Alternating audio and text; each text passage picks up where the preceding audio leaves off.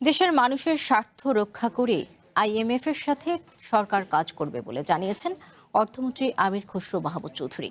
রবিবার সচিবালয়ে সাংবাদিকদের এ কথা জানান তিনি। মন্ত্রী বলেন, ফ্যাসিস্ট আওয়ামী লীগের আমলে আইএমএফ এর সাথে হওয়া ঋণ চুক্তি জনগণের স্বার্থ রক্ষা করে হয়নি, তাই নতুন করে ঋণ চুক্তি হবে। মন্ত্রী বলেন, আইএমএফ এর পঞ্চম ও ষষ্ঠ কিস্তি নিয়ে ভাবছে না সরকার। সাংবাদিকদের এক প্রশ্নের তিনি বলেন, সময়ের সাথে সাথে ভিসা নীতির পরিবর্তন প্রয়োজন, এতে দেশে বিনিয়োগ বাড়বে। এদিকে অর্থমন্ত্রীর সাথে আইএমএফ প্রতিনিধি দলের আজকের পূর্ব নির্ধারিত বৈঠক আগামীকাল হবে।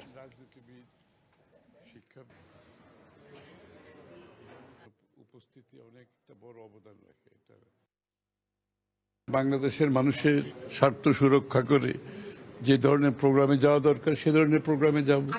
দেশের অর্থনীতির জন্য, দেশের জনগণের স্বার্থে যে প্রোগ্রাম প্রয়োজন সেই প্রোগ্রামে যাব। আমি কিস্তির টাকার চেয়ে আমার জন্য যেটা গুরুত্বপূর্ণ, আমি যে প্রোগ্রামে যাব এখানে বাংলাদেশের মানুষ, বাংলাদেশের স্বার্থ, অর্থনৈতিক স্বার্থ সংরক্ষিত হবে কিনা, এটা আমার জন্য সবচেয়ে গুরুত্বপূর্ণ।